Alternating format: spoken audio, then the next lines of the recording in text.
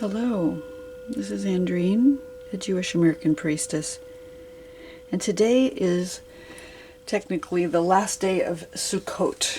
It is the holiday of harvest, and today is known as Hoshana Rabbah, which means great praises. And so we're going to do a single reading today to think about the things for which we are praising the divine. And to that end, I'm going to just do a handful scatter reading today.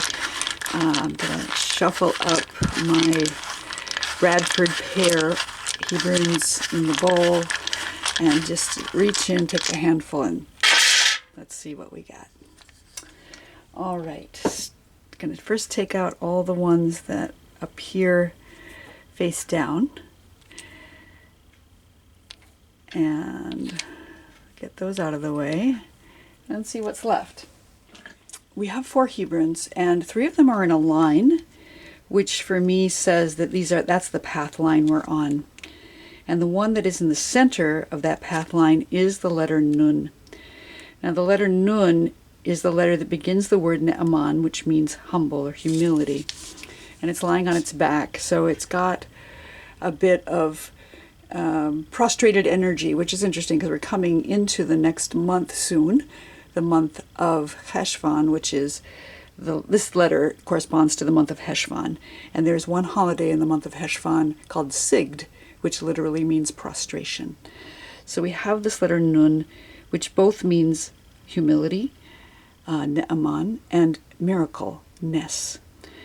And so it's this letter that encompasses both our necessity for humility as well as the potential for a miracle. So that's where we are right now. That's our central issue.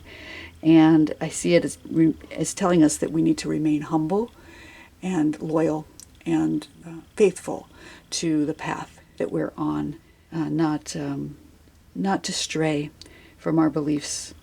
It is corresponding, as I said, to the month of Heshvan, which is also the constellation Scorpio. And Scorpio is often affiliated with sort of that darkness and, as we're coming into the dark of the year. So there's something coming, or in this moment as we're prostrating ourselves in humility before the potential for miracles, this darkness that may be coming. And I see Nun as corresponding to the hermit, so maybe that's a good time to take some time in silent contemplation. And that's where we are right now. What's come before that is this letter, the letter Kuf. It's upside down. Usually it looks like this. And Kuf is the letter that corresponds to the word Kadosh, which means sacredness, and also the word Kof, which means monkey. So the encompassing of the animalistic and the sacredness of our own animal bodies. Since it's upside down and previous on the path line, this is saying that we've just come from a time where we have had to reconcile what is sacred and holy with what is base and animalistic in our lives, and that there's been some challenges with that. Since it's upside down on the path line, I'm guessing there's either been a fear or a challenge around that, or there's been this inner belief that that's been sort of internal, that as we focus and look at our bodies and our animal side, we can see the holiness there. And I like that reading. I like that, we can read it in a myriad ways here. But since it's upside down on the path line, maybe it's speaking about that inner holiness, the holiness within our own bodies, and really focusing on that and where we've been in this last little while of the days of awe, where we came through Rosh Hashanah and Yom Kippur, and now just Sukkot, really enjoying and feasting and really reveling in the harvest.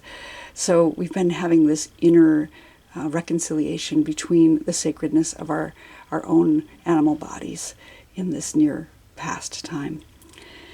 Prior to that, and a lower on the line, we have the letter Beit.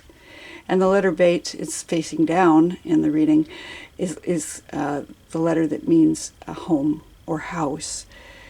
It's often seen as a place where we dwell And it can be a building of any kind, a house, a literal house, or a workplace, or a place of worship even.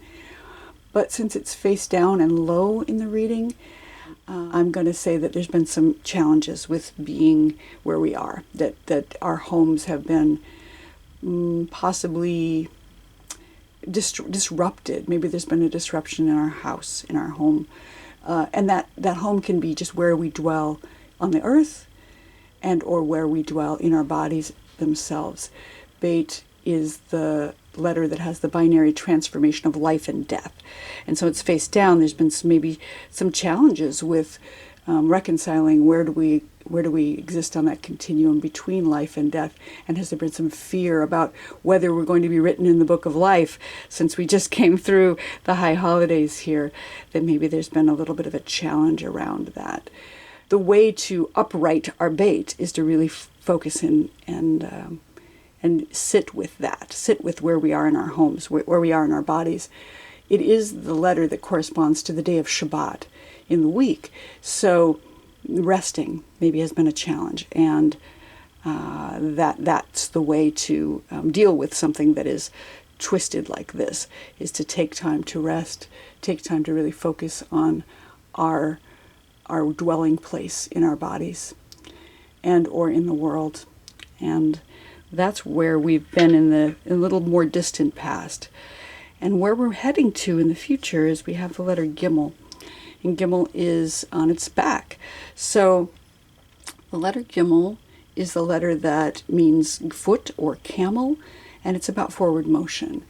And there is this binary transformation between peace and evil. So knowing what is good and what is bad. As Beit is the letter that corresponds with life and death, and Gimel is the following letter that corresponds with peace and evil. I see it as the trees in the garden. So we have the tree of life and we have the tree of knowledge. The tree of knowledge of what is whole and what is broken. Peace, shalom, is often translated as peace, but I see it more as wholeness. That's the original intent of the word shalom, is wholeness. So what is whole and what is broken, and can we discern which is which? And it's on its back, so and it's on the path line. So there may be time to, as we move forward, really taking our time. Gimel is often seen as something running toward justice, but since it's lying down, maybe what it's saying here is to take our time rather than rushing toward whatever we are going into in the future, in the new future. As we go into this time of Cheshvan, the Mar Cheshvan month of mourning and darkness, as we close out our summer and we move toward the solstice, as we come into the dark time of year in the northern hemisphere. Let's not rush forward into it. Let's take our time.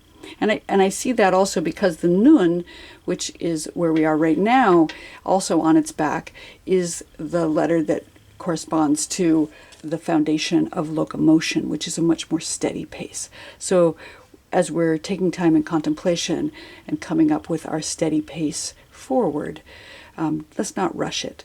Let's take our time. Let us really concentrate on what is whole and what is broken, and how can we move toward wholeness rather than brokenness.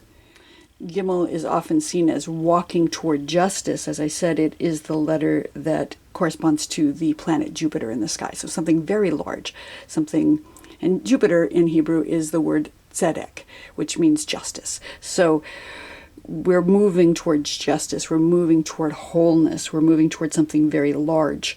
And I think it's time to really take our time, as I seeing in the Nun here, this idea of locomotion and slow, steady movement forward, and then stepping on that path toward justice, but consistently moving forward. Something is coming in the near future that will propel us in a certain direction, and we need to take our time.